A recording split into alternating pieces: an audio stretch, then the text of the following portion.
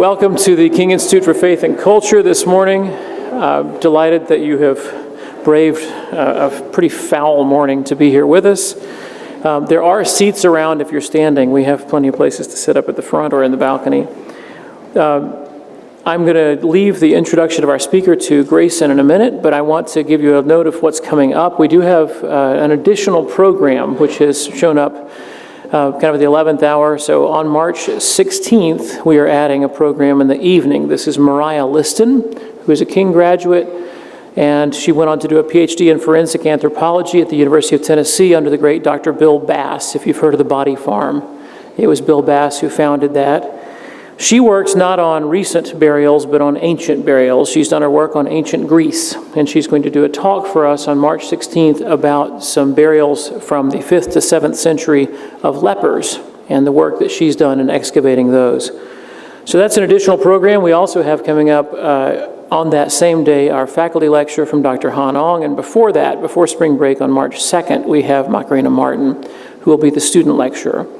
So one more event before the break, and then we have some more things coming up right after spring break. For those of you who are visiting, you're very welcome. Glad you're with us this morning, and I want to invite anybody to join us for coffee and donuts after. We don't have time for question and answer here, but we'll move to the Tadlock House, which is simply out and to the left, and you can ask anybody where it is. It's an old house as you continue across the oval. We'll have coffee and donuts and a time to chat with Ann. And then again at lunchtime, we'll be at lunch at about 11:30, and if you'd care to join us, you're very welcome. So to introduce our speaker, I'm going to bring up one of our students, Grayson Howe.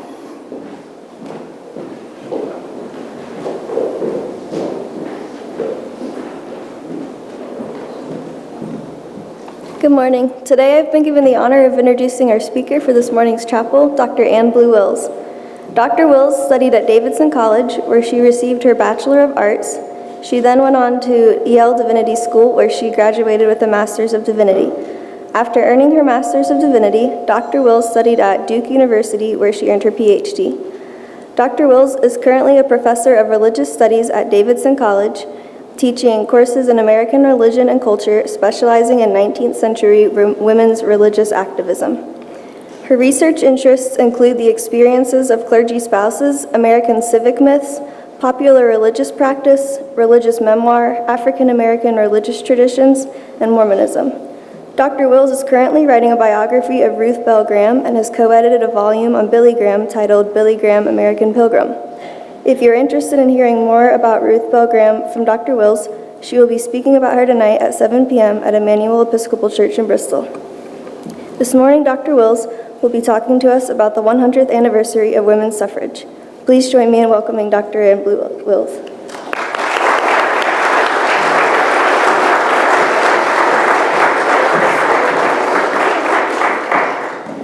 Good morning. Thank you for inviting me, and thank you for welcoming me so warmly. I hope this will be worth your while. Because it's already been worth my while. You all have been so welcoming and have not been to your campus before, and I've thoroughly enjoyed myself so far. So I hope that you can at least partially enjoy, if not thoroughly enjoy, what I'm going to talk about this morning.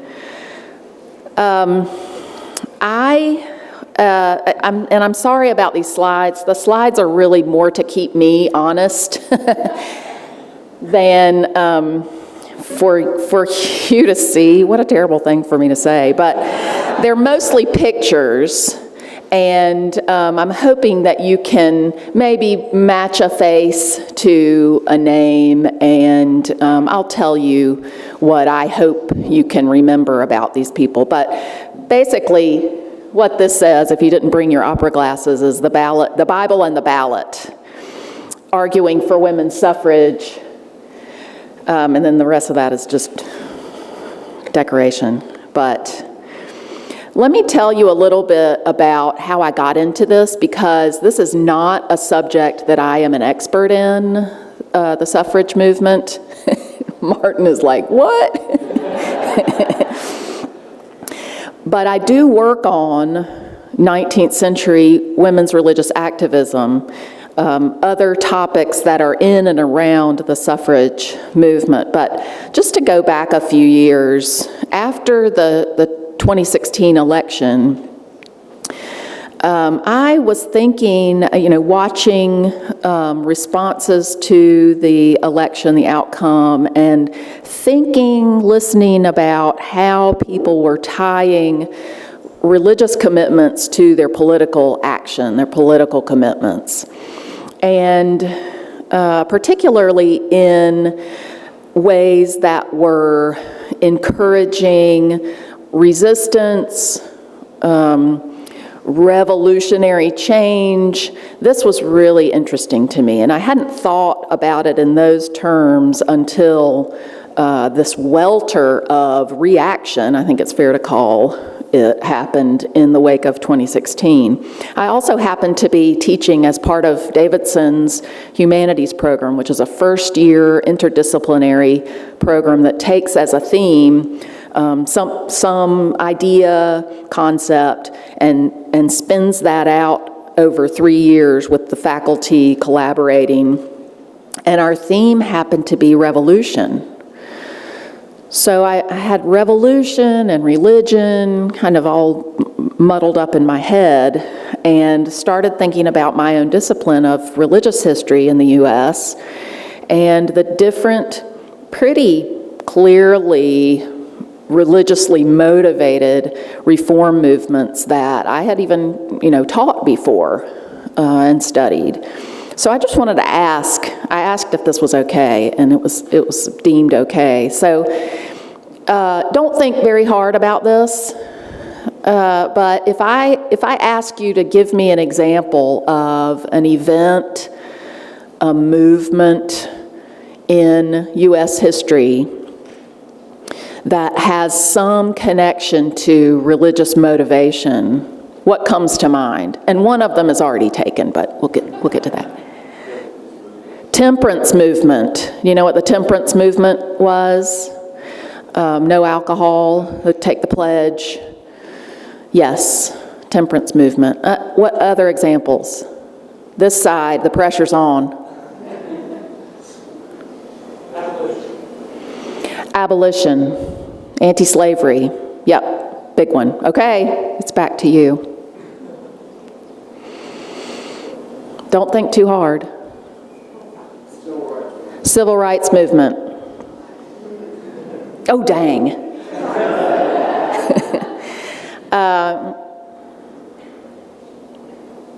Thoughts? Pressure. Abortion rights. And one of the phenomena I want you to maybe think about as you're hearing these topics is, well, there's a religious choice argument, there's a religious anti-abortion, pro-life argument. There is, unfortunately, a religious anti-civil rights argument, and there's a religious pro-civil rights argument. There was a religious temperance argument. This is a good question. Was there a religious anti-temperance? Well, yeah, there was. It's interesting to think about. And there was a religiously motivated strand of the suffrage movement, the Vote for Women, and also an anti-suff, religiously rooted movement. And that's what I want to focus our attention on today. And I know I'm not going to get through a lot of this, but again, my slides may keep me honest. So teaching these different moments in U.S. history and pre-U.S. history, colonization, the movement of white European Protestants from England, England and Scotland, from Holland to the quote-unquote New World. The slave trade itself, was related to visions of, religiously rooted visions of who human beings were and what they needed to be. But these episodes all seemed attractive to me because of the religious motivations for and against. How is it that human communities can take the same authority, in this case the Bible, and derive from it arguments that oppose one another? And not just arguments that oppose one another, but arguments that encourage people to hate one another, to kill one another. The revolution, the Revolutionary War, there are pastors preaching on both sides, loyalist and patriot, different ways we can describe that. Of course, in the Civil War, pastors preaching rebellion, pastors preaching union. So today I want to talk about, again, the Bible in guiding the suffrage movement particularly, the same Bible being given oppositional interpretations. And there's a theorist of memory studies that I've been talking about with a colleague of mine back at Davidson. And I won't try to give you this person's name. She's Finnish, and my Finnish is a little rusty. But she writes about religion and memory and how important the past and the memory are for constituting and reconstituting religious traditions. And this is what she writes in part. She says, with respect to the continuity of a religion, a tradition constituted by invoking the past, which is, that's what traditions do, can operate as a source not only for the preservation of the status quo, anti-suffrage, pro-slavery, anti-civil rights, pro-white supremacy, the status quo. Invoking the past can also argue for the innovations and reinterpretations demanded by the present, pro-suffrage, pro-civil rights, pro-environment. Since the social mechanisms for regulating reference to tradition are part and parcel of the dynamic of social relations, whereby a religious community creates itself and its own history, tradition is not simply a repetition of the past in the present. Rather, the distinctive mark of tradition is that it actualizes the past in the present, thereby restoring to human lives its essential core. Actualizing the past in the present, that calls for interpretation to make the past make sense and do things in the present. Tradition evolves in a hermeneutic, in an interpretive process, she says, one in which a religious community rereads its ritual and statutory practices, its own historical narrative and institutions. And that's what I want to focus on this morning. This long prologue that I'm giving you is to introduce this idea of a community tradition evolving in an interpretive process, rereading its past in the present, restoring human lives. What are examples of that, particularly in the suffrage movement? Okay, so what's going to happen here?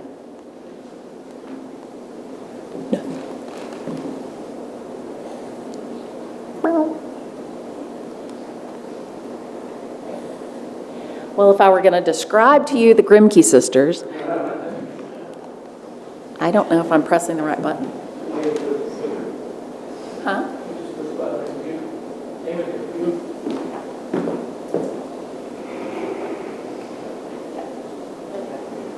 Okay, so you may not be able to see them, but these are the Grimke Sisters. They are two of my favorite favorite characters, historical characters. And maybe it's easiest to see in their work the religious influence, but in all of the women that I'm going to talk about, almost all women, the Grimke Sisters are kind of close to my heart because they're South Carolinians, and I'm a South Carolinian. And they also were born into a slaveholding family.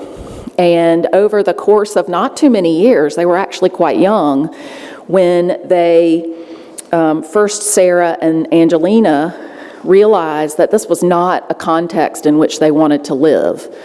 They were, I think their family was maybe Anglican, and then they became Presbyterians and tried to encourage their Presbyterian pastor and the congregation to become anti-slavery, and that was not going to happen in the 1810s, 1820s in South Carolina.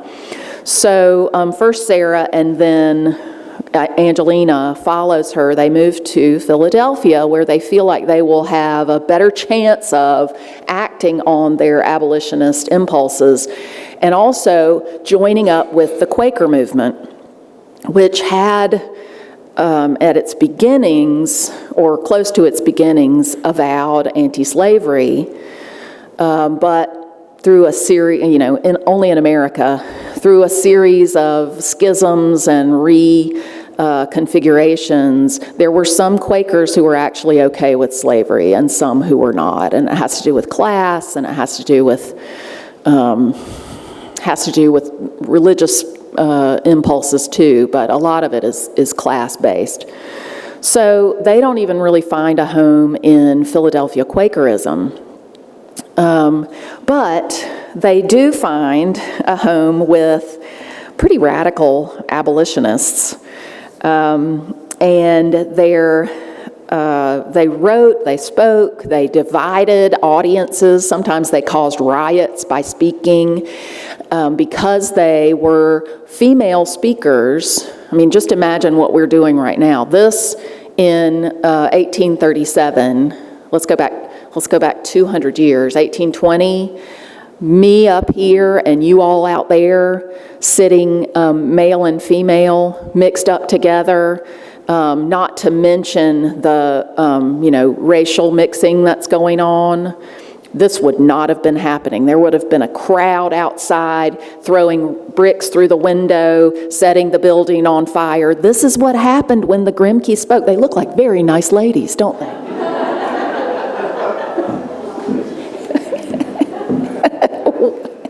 Lovely,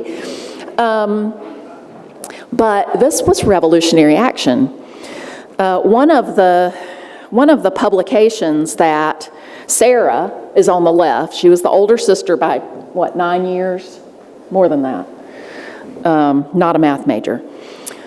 Sarah wrote a series of letters while she and Angelina were on an anti-slavery speaking tour in 1837 in the Northeast. So this is not in the Deep South. They were abolitionizing in the Northeast. And they were arousing this kind of sometimes violent opposition. So Sarah writes these letters, and her letters are not initially about anti-slavery. Her letters are about the equality of the sexes. That seems to be the first hurdle that they have to cross before they can even get people to listen to their abolitionist message. That I, as a woman, have a right to speak my conscience, my religious commitments to an audience. That audience might contain women, it might contain men, it might contain black people. I have a calling, and I can justify that calling. So, let me find my letters. So Sarah, who was brilliant, self-educated, she kind of, there's a wonderful book whose title I'm forgetting, about enslaved people stealing their education, listening in on lessons, and copying, if they were given a note to take somewhere, copying the letters and putting things together, listening to school kids talk about their lessons. And Sarah didn't exactly, of course, have to go to those extents to get an education, but she followed her older brother, kind of took lessons from him, and her education really ended when he went off to school. So she is largely self-taught, wanted to be a lawyer, had great ambitions and a great intellect. So her letters are very learned and really funny, too. I highly recommend. They're the letters on the equality of the sexes. So in her first letter, she starts at the beginning. She starts with Genesis. And she says, let me tell you why we are having such a problem on this tour. I shall depend solely on the Bible to designate the sphere of woman, because I believe almost everything that has been written on this subject has been the result of a misconception of the simple truths revealed in the Scriptures in consequence of the false translation of many passages of Holy Writ. So here we are. We're engaging in this remembering of a tradition, and she's going to reinterpret. And she makes no apologies for that. She says it's wrong. It has been mistranslated. So what does she say? She starts with Genesis. This is chapter 1, starting at verse 26. And God said, "Let us make man in our own image, after our likeness, and let them have dominion over the fish of the sea, over the fowl of the air, over the cattle, over all the earth, and over every creeping thing that creepeth upon the earth." So God created man in his own image. In the image of God created he him, male and female created he them. So end of quotation. Now what Sarah says. In all this sublime description of the creation of man, which is a generic term including man and woman, there is not one particle of difference intimated as existing between them. They were both made in the image of God. Dominion was given to both over every other creature, but not over each other. Created in perfect equality, they were expected to exercise the viceregents given to them by their Maker in harmony. So there's one part of her argument. So we move on to a little bit later, Genesis 2, Genesis 3. She says they both fell from innocence in eating the fruit, and consequently from happiness, but not from equality, which is a very modern, so that's a 20th century argument, that the quote-unquote fall did nothing to harm their relationship to one another, but harmed their relationship with God. So their inequality is something that human beings have brought in and tried to justify in misinterpreting, she would say, the Scripture. So she goes on, Genesis 3, and I actually did. I heard this referred to as the curse in my church service at home yesterday, and everybody around me wondered what was wrong with me when the preacher said that word. The Lord God said unto the woman, "Thou wilt be subject unto thy husband, and he will rule over thee." So Sarah. That this did not allude to the subjection of woman to man is manifest, because the same mode of expression is used in speaking to Cain or Abel. So this woman knows her Bible, and you might not agree with her even now, but she knows what she's talking about. The truth is, she says, the curse, as it is termed, which was pronounced by Jehovah upon woman, is a simple prophecy. Again, a very modern reading. This is the 20th century reading that she's anticipating. Our translators have been accustomed to exercise lordship over their wives, and seeing only through the medium of a perverted judgment, very naturally, though I think not very learnedly or very kindly, translated it shall instead of will, and thus converted a prediction to Eve into a command to Adam. For observe, it is addressed to the woman and not to the man. The consequence of the fall was an immediate struggle for dominion. And Jehovah foretold which was gain the ascendancy. But as he created them in his image, as that image manifestly was not lost by the fall, there is no reason to suppose that sin produced any distinction between them as moral, intellectual, and responsible beings. There's no difference there between male and female in terms of their morality, their responsibility, or their intellect. It's very important claims that Sarah is making. And this is 10 years before Seneca Falls.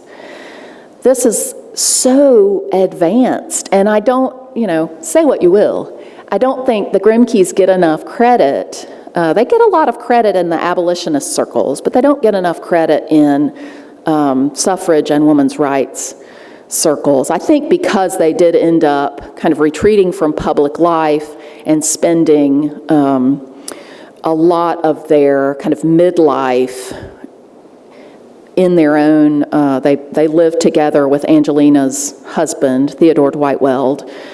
They created a school. They were reformers in diet and in kind of intellectual work. They rejoined the suffrage women's rights movement toward the end of their lives. So there's a kind of retreat there that obscures them from view, the main story. So opposition to this.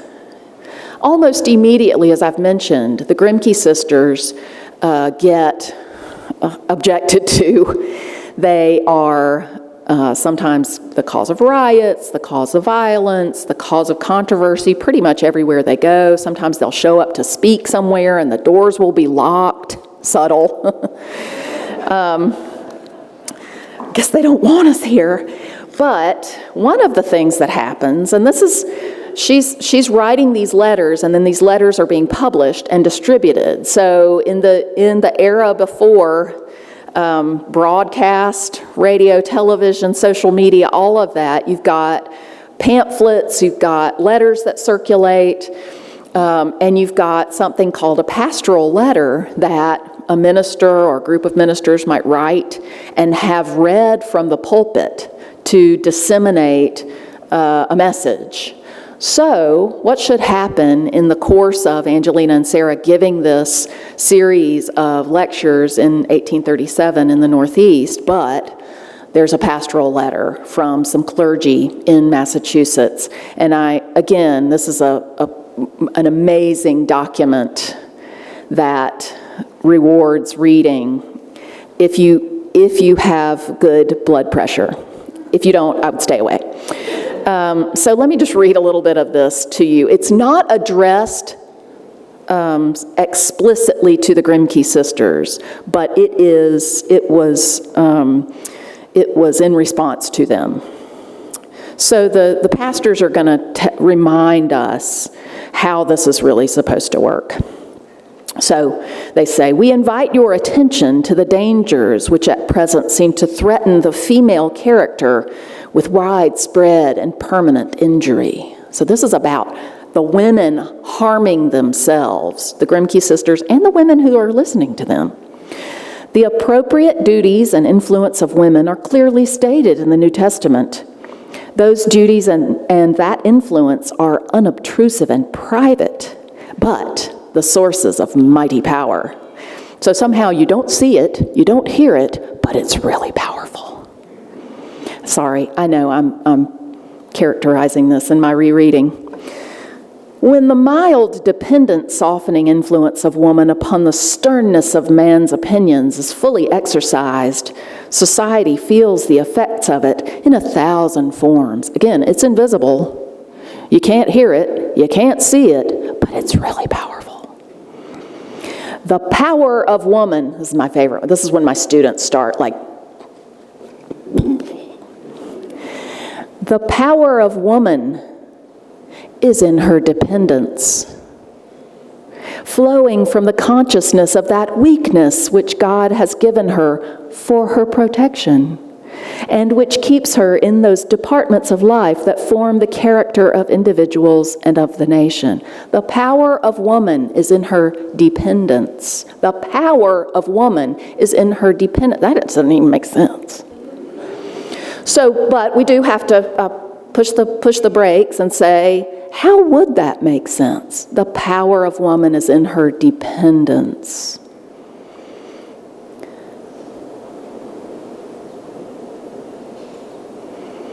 She becomes someone for men to protect.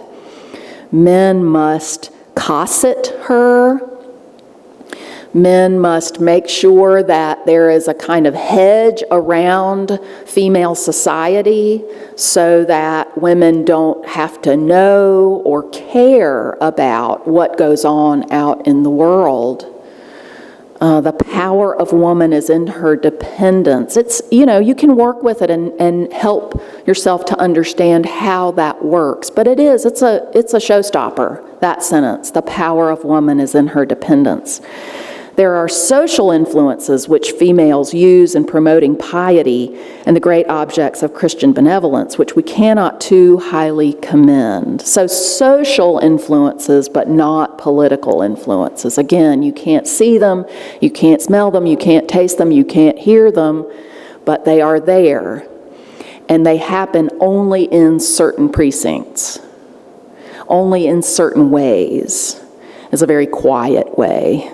A very prayerful way. And I'm not poo-pooing the power of prayer or the power of social influences, but this is resting on what Sarah Grimke would call a mistranslation, a misunderstanding of who men and women are. Okay, so let's see, who's up next? So this is Sojourner Truth, and I apologize that the image is small. I'm hoping that you've been exposed to the story of the Grimkes and Sojourner Truth before. Sojourner Truth was, she was a former slave. She had been enslaved. Again, this adds dimension to our understanding of history. She was enslaved in New York. She was not enslaved in the South. But she was freed, and she began, through her religious questing, she moved through, which was happening a lot in her day, a series of perfectionistic religious communities, and that helped navigate into the world of women's rights and women's suffrage. And this image in particular, I like. You can't see this, but she had her image made, and this is the birth of photography and the birth of inexpensively reproduced and distributed photography. So she had many images taken of her, and they were made into carte de visite. Again, this is like I saw this described somewhere as the Instagram of the 19th century. So you would have these, almost like a business card. You would have pictures of yourself. I know it sounds weird, but a picture of yourself that you share with others. So weird, but not. So Sojourner Truth had these pictures, and she would give them away or sell them, actually. She would sell them to support herself. And at the bottom of this card, this is one of them, is the motto, "I sell the shadow," which is another word for photograph, "to support the substance." So this is what she was doing to support herself. Very enterprising, but also a religious figure who was pro-women's rights, pro-suffrage, and especially do not forget people of color. White women in your struggle to broaden your rights, no pun intended, do not forget women of color. We are women. and the kind of apocryphal story of her speech where she stands up at one of the women's rights conventions and it says, "Ain't I a woman?" That probably didn't happen, but in the memory of the white women there, it happened, and it gave her a reputation as a reformer and as a godly woman who was claiming her humanity in the light of God. And as a citizen, it helped to further catalyze the women's rights movement. Okay, I think what I want to do is, I'm going to show you just a series. I'm going to skip over. There was Frederick Douglass, and then he wrote. Okay, so this is Antoinette Brown Blackwell. I'm going to talk about, there are three women that I want to make sure we pay attention to. Antoinette Brown Blackwell, Olympia Brown, and Anna Howard Shaw. So who are these women, and why are they important to the story of suffrage? Well, they were all ordained preachers in the 19th century. Surprising, because this was not something that was done. You might imagine that the pastors in Massachusetts who talked about women's power being her dependence would not have been okay with this. So Antoinette Brown Blackwell is basically recognized as the first woman to be ordained by a kind of mainstream Protestant denomination in the U.S. Olympia Brown is the second, and Anna Howard Shaw is recognized as the third, or one of the early ones. 1853, 1863, and 1880.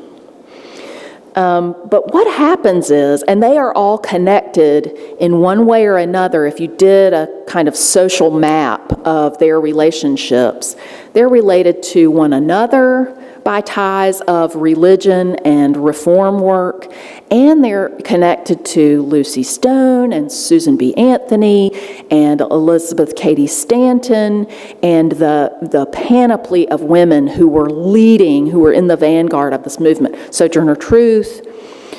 But these three women were ordained. They all served as pastors for varying lengths of time. Antoinette Brown Blackwell served for only a year in a pulpit. And it wasn't necessarily that she was mistreated for being a woman in her pastorate, but she and Olympia Brown and Anna Howard Shaw all realized that with the prodding of the women that we hear more about, Susan B. Anthony, Lucretia Mott, they realized that the world was their pulpit, and that they could effect more transformative change still as ministers, but moving from behind the pulpit and still preaching from biblical texts, but preaching for women to have the vote. It's very important to recognize this part of the history, especially nowadays when you may have difficulty thinking about feminism or women's rights as religious at all, as having any kind of religious strand to it. Historically, it certainly does. And even now, if you poke around a little bit beyond popular media kind of simplifications of things, you see a lot of feminist religious work happening. So these women were full-time into suffrage by, Antoinette Brown Blackwell by 1854, really early. Olympia Brown, Anna Howard Shaw by the 1880s.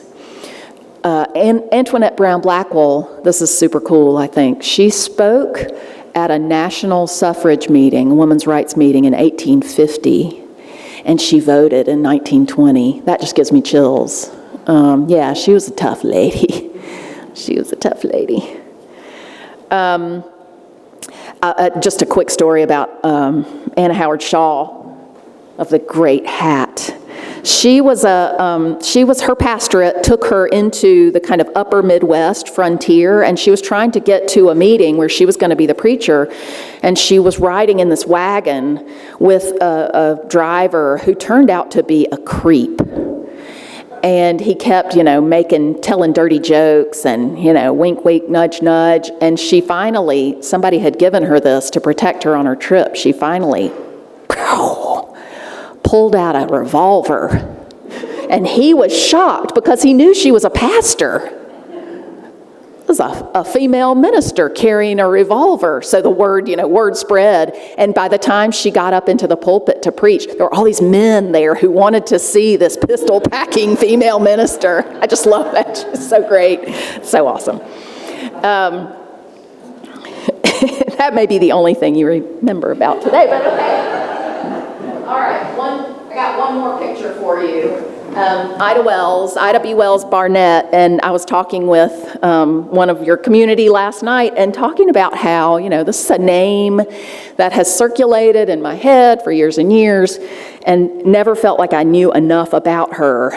But this story, I'm just kind of touching on little lily pads this morning, hopefully encouraging your curiosity. But Ida B. Wells was a woman born in Tennessee.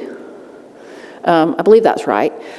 Spent the early part of her career in Memphis, not very happy in Memphis.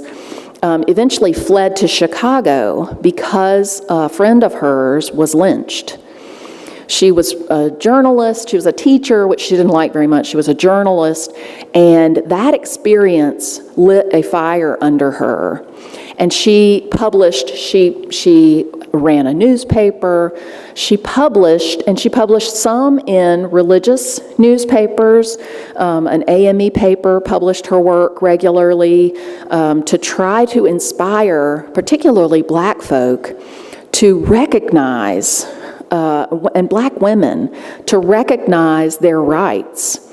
She was relying on the Bible.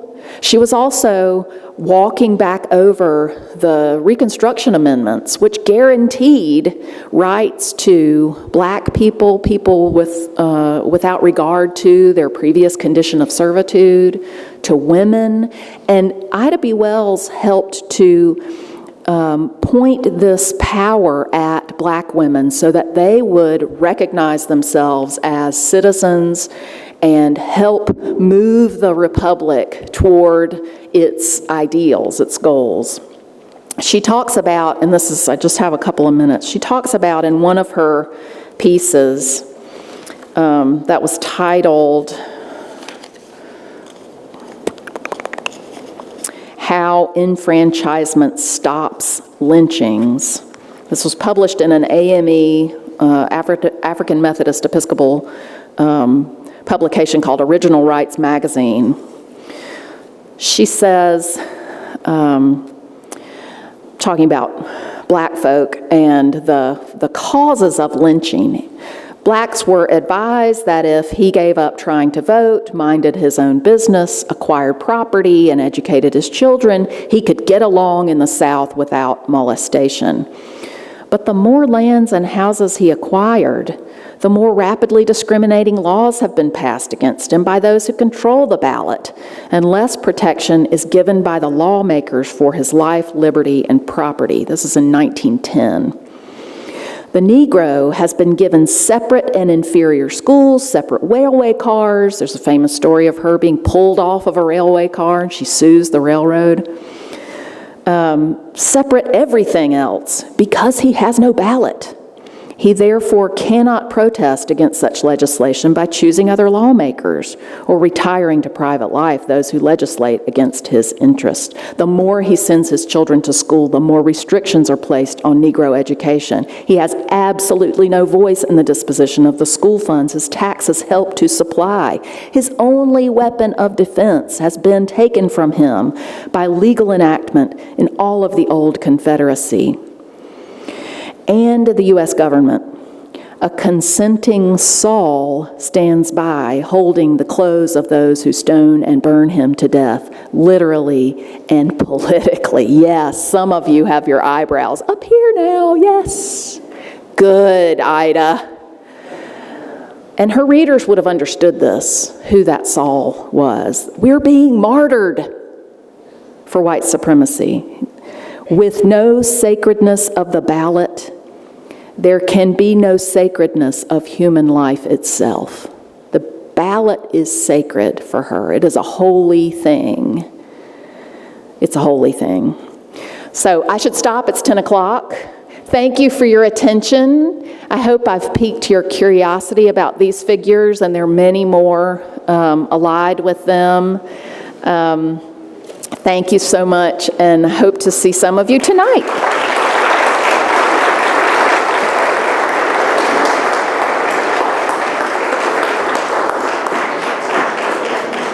At 7 o'clock tonight, we will be at Emmanuel Episcopal Church. If you're interested, join us for coffee, you can. Thank you.